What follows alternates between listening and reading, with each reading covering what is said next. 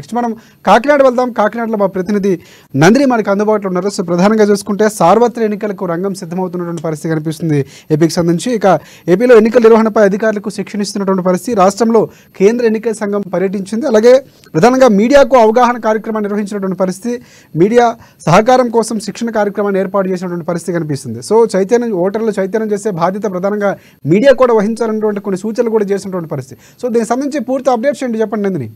ఏపీలో సార్వత్రిక ఎన్నికలకు రంగం సిద్ధమవుతుంది. మరికొన్ని రోజుల్లోనే ఏపీలో ఎన్నికల కోడ్ కూడా రాబోతుంది. ముఖ్యంగా కేంద్ర బృందం కూడా ఎన్నికల బృందం కూడా రాష్ట్రంలో పర్యటిస్తుంది. ఏదైతే ఆయా జిల్లాల కలెక్టర్లు, ఎస్పీలు కూడా దీనిపై అప్రమత్తం అయ్యారు. మరో పక్క ప్రతిపక్ష నేతలు ఎవరైతే ఉన్నారో టీడీపీ, జనసేన కూడా అక్కడికక్కడ ఆయా నియోజకవర్గాల దొంగ ఓట్లను గుర్తించి, అంటే చనిపోయిన వారి పేరు మీద కూడా ఎన్ని జాబితాలు కూడా ఆయా కలెక్టర్లు, ఎస్పీలు కూడా వీరు ఫిర్యాదు చేశారు. కూడా ప్రత్యేకంగా దృష్టి కూడా పెడుతున్నారు. ముఖ్యంగా రాష్ట్ర వ్యాప్తంగా 30 లక్షల దొంగ ఓట్లను కూడా గుర్తించామని ప్రతిపక్షాలు చెప్తున్నాయి. ఇటీవల కాలంలో మనం చూసుకున్నట్లయితే పవన్ కళ్యాణ్ కావచ్చు, చంద్రబాబు వీళ్ళిద్దరు కేంద్రంలో ఎన్నికల అధికారులను కూడా కలిశారు. ఏపీలో జరుగుతున్న ఏదైతే ఓట్లకు సంబంధించి అక్రమాలు ఇవన్నీ కూడా గుర్తించాలని చెప్పేసి ఎన్నికల బృందాన్ని కూడా ఆదేశాలు ఇచ్చారు. వీరంతా కూడా రాష్ట్రంలో పర్యటిస్తున్నారు. మరి ముఖ్యంగా చెప్పుకోవాలంటే ఏదైతే వివిధ రాజకీయ పార్టీ నేతలతో కూడా జిల్లాలో కలెక్టర్లు కూడా ఎప్పటికప్పుడు సమీక్షిస్తున్నారు. ఫారం 6, 7, 8 సంబంధించి కావచ్చు, స్ట్రాంగ్ రూములు, అలాగే ఏదైతే ఈవీఎం, వీవీప్యాట్ కి సంబంధించి కూడా అవగాహన కార్యక్రమాలు కూడా నిర్వహిస్తున్నారు. ముఖ్యంగా ఈ రోజు కాకినాడ కలెక్టరేట్ లో, అంటే కాకినాడ జిల్లానే కాదు అన్ని జిల్లాల్లో కూడా ఆయా కలెక్టర్ల ఆధ్వర్యంలో అయితే మీడియా కూడా అవగాహన కల్పించారు. ఎన్నికల నిర్వహణలో మీడియా పాత్ర ఏంటి, మీడియా ఏ విధంగా నడుచుకోవాలి, ఎటువంటి వార్తలను మీడియా ప్రచురించాలి, అలాగే ఏదైతే ఓటర్లు వస్తారో ఓటర్లు ఎలా వాళ్ళ ఓటు హక్కుని వినియోగించుకోవాలి, దీనిపై కూడా మీడియా కూడా అవగాహన కలిగి, అలాగే ఓటర్లకు కూడా అవగాహన కల్పించాలని చెప్పేసి అయితే ఈ రోజు కూడా కార్యక్రమాలు కూడా నిర్వహించారు. అలాగే చూసుకున్నట్లయితే ఎక్కడికెక్కడ ప్రతిపక్షాలు కూడా దొంగ ఓట్లను గుర్తించి ఆయా కలెక్టర్లు కూడా ఆదేశాలు అయితే ఇస్తున్నారు. ఇది ముఖ్యంగా దీనిపై దృష్టి పెట్టాలని. అలాగే ఏదైతే మనం చూసుకున్నట్లయితే కాకినాడ జిల్లా వ్యాప్తంగా కూడా 1637 పోలింగ్ కేంద్రాలను కూడా ఏర్పాటు చేశారు. పోలింగ్ కేంద్రాల్లో ముఖ్యంగా సమస్యాత్మక ప్రాంతాలు ఏమైతే ఉన్నాయో 387 సమస్యాత్మక ప్రాంతాలను కూడా గుర్తించారు. అయితే ఏదైతే స్ట్రాంగ్ రూములు భద్రత, ఈవీఎం భద్రతకు సంబంధించి ప్రతి 3 నెలలకు ఒకసారి కూడా ఆయా కలెక్టర్ల ఆధ్వర్యంలో అయితే వారు పరిశీలన చేస్తారు. అలాగే ఒక్క కలెక్టరే కాకుండా రాజకీయ పార్టీ నేతలతో అయితే పరీక్షిస్తారు. ఏ విధంగా ఉన్నాయన్నది కూడా కేంద్ర ఎన్నికల ఆదేశాల మేరకు ఇదంతా కూడా జరుగుతూ ఉంటుంది. అయితే ఎన్నికలు దగ్గర పడుతుండడంతో వీళ్ళంతా కూడా అప్రమత్తం అయ్యారు. మరి ముఖ్యంగా 1637 పోలింగ్ కేంద్రాలు ఏవైతే ఉన్నాయో 7 సెగ్మెంట్స్ కి సంబంధించి ఆయా ఎటువంటి ఏర్పాట్లు చేయాలి, వచ్చే ఓటర్ కి ఏ విధంగా ఏర్పాటు చేయాలి, ముఖ్యంగా మెడికల్, ఎవరైనా కళ్ళు తిరిగి పడిపోతే ఎమర్జెన్సీ వాళ్ళకి ట్రీట్మెంట్ ఇచ్చే విధంగా మెడికల్ ఏర్పాటు చేశారు. అలాగే త్రాగునీరు, మరుగుదొడ్లు, అంటే ఎక్కువ స్టాండ్ బై ఉన్న వారు కూడా ఎటువంటి ఇబ్బంది లేకుండా మరుగుదొడ్లు ఇవన్నీ కూడా పూర్తి స్థాయిలో సౌకర్యాలు కల్పించే విధంగా కలెక్టర్ అయితే ఆదేశాలు ఇచ్చారు. మరో ముఖ్యంగా చూసుకుంటే ఏదైతే వృద్ధులు, అలాగే 40% వికలాంగులు ఎవరైతే ఉంటారో వీళ్ళందరికీ కూడా కొత్త ఏదైతే ఓటు హక్కుని వినియోగించుకునే విధంగా, అంటే కేంద్రాలకే వెళ్ళే అవసరం లేదు, ఓట్ ఫర్ హోమ్, అంటే ఇంటి వద్దే ఉండి వీళ్ళు ఓటు వేసే విధంగా కూడా ఈసారి అయితే 2024 సార్వత్రిక ఎన్నికలకైతే ఈ విధంగా కూడా ఏర్పాట్లు చేశారు. మరి ముఖ్యంగా ఏదైతే సమస్యక ప్రాంతాలు ఏదైతే ఉన్నాయో ఈ 386 కేంద్రాల్లో కూడా అన్ని సదుపాయాలు చేశారు.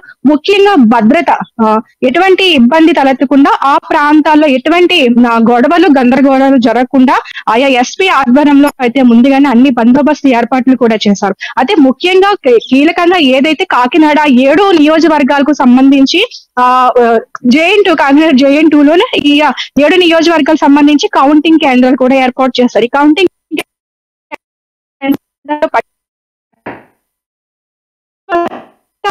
ఎన్నికల కోడ్ ఓటరు నమోదు కూడా అవకాశం కల్పించారు. ఈ ఎవరికైతే ఇంకా ఓటు ఎవరైతే నమోదు చేసుకోలేదో వీళ్ళందరికీ కూడా ఎన్నికల కోడ్ వరకు అవకాశం ఉంటుంది. సవరణలు, అంటే ఏదైనా తప్పులు ఉన్నా, ఏదైనా మన అంటే ఫర్ ఎగ్జాంపుల్ తెలంగాణలో ఉండి ఏపీకి వచ్చిన వారు కూడా, అంటే ఏపీలో సెటిల్ అయితే వారికి ఏ విధంగా మళ్ళీ ఓట్లు ఇందులో 6, 7 ఫారం సంబంధించి ఏ ఫారంలో అయితే సవరిస్తారు, ఇవన్నీ కూడా ఓటర్లు కూడా అవగాహన కల్పిస్తారు. వాలంటీర్లు పూర్తిగా అసలు ఈ ఓటుకు సంబంధించి కానీ ఈ ఎలక్షన్ సంబంధించి అసలు వాలంటీర్లు కూడా చాలా దూరంగా ఉండాలి. ముందుగానే కలెక్టర్ కూడా వీరందరికీ కూడా ఇన్స్ట్రక్షన్స్ కూడా ఇచ్చిన పరిస్థితి అయితే ఉంది. మరికొద్ది రోజుల్లోనే ఏదైతే ఏపీలో ఎన్నికల కోడ్ వస్తుందో అప్పటి వరకు కూడా ఆయా రాజకీయ పార్టీ నేతలతో అయితే కలెక్టర్ ఎప్పటికప్పుడు సమీక్షిస్తున్నారు. అంటే ఎస్ అంతా ప్రధానంగా అంటే వాలంటీర్లు దూరంగా ఉంచాలని చెప్తున్నటువంటి పరిస్థితి కలెక్టర్లు కానీ అధికారులు కానీ కనిపిస్తుంటే, మరోవైపు కొంతమంది మంత్రులు ధర్మాన లాంటి నేతలు కూడా కొన్ని వ్యాఖ్యలు చేసినటువంటి పరిస్థితి, ఖచ్చితంగా వారే పోలింగ్ బూతులు ఏజెంట్లుగా ఉంటారని చెప్పినటువంటి పరిస్థితి కనిపిస్తుంది. సో దానిపై ఏమైనా ఎన్నికల సంఘం చర్యలు తీసుకునే అవకాశాలు ఏమైనా కనిపిస్తున్నాయా? అలాగే కాకినాడకు సంబంధించి ప్రధానంగా ఇక్కడ త్రిముఖ పోటీ ఉండబోతుందా, లేకపోతే ద్విముఖ పోటీ ఉండబోతున్నటువంటి వార్తలు జరుగుతున్నటువంటి పరిస్థితి. సో ఇక్కడ మీడియాకు సంబంధించి అవగాహన కార్యక్రమాలకు సంబంధించి అధికారులు ఎవరెవరు పాల్గొని సీసీకి సంబంధించి ఇన్స్ట్రక్షన్స్ ఇచ్చినటువంటి పరిస్థితి ఏమైనా తెలుస్తుందా?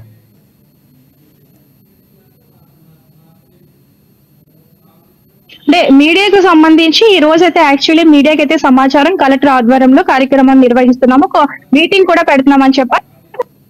అయితే కుటుంబాలు ఉండే కలెక్టర్ ఈ కార్యక్రమాన్ని హాజరు కావాలేదు. సో పౌర సమాచార శాఖ ఎవరైతే ఉంటారో డిపిఆర్ఓ ఆయన ఆధ్వర్యంలోనే పవర్ ప్రెజెంటేషన్ ద్వారా అయితే మీడియాకు అయితే ఒక అవగాహన కల్పించారు. ఏదైతే వార్తలు ఏదైతే లోపలికి వెళ్ళిన తర్వాత మీడియా పాత్ర ఏంటి, ఓటర్లకు ఏ విధంగా అవగాహన కల్పించాలి, అంటే లోపలికి ఓటింగ్ వేసే ప్రాంతంలో మీడియా కెమెరా గానీ ఫొటోస్ గానీ తీయకూడదు, ఏ విధంగా అప్రమత్తం చేయాలి ఓటర్ని, అలాగే మీడియా ఎంత వరకు వాళ్ళకి అవకాశం ఉంది ఈ మేరకు అయితేనే వాళ్ళకంతా సలహాలు ఇచ్చారు. మరీ ముఖ్యంగా మీరు అన్నట్టు 2019 ఎలక్షన్ వేరు, 2024 ఇప్పుడు జరుగుతున్న ఎలక్షన్ వేరు. ఎందుకంటే గతంలో 2014లో పొత్తుల్లో ఏ విధంగా జరిగింది, ఇప్పుడు కూడా అదే పొత్తుల్లో ముందుకు వెళ్తున్నారు.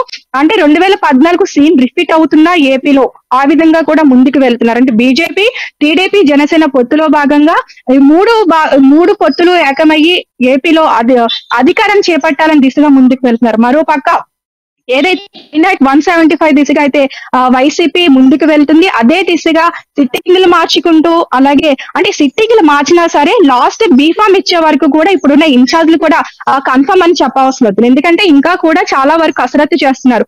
ఎప్పుడైతే టీడీపీ, జనసేన, బీజేపీ పొత్తులో భాగంగా ఈ లాస్ట్ సీట్లు కేటాయిస్తారో దాని తర్వాత కూడా మళ్ళీ వైసీపీ మార్పులు చేర్పులు చేసే అవకాశం ఉంది. కాబట్టి ఇప్పటి వరకు కూడా ఎవరికైతే సీట్లు ఇచ్చారో కూడా అవన్నీ కూడా ఒక తీర్మానానికి వచ్చిందైతే మనం తీసుకునే పని లేదు. ఎందుకంటే కూడా చేర్పు మార్పులు కూడా ఇంకా జరిగే అవకాశాలు అయితే ఉంటుంది.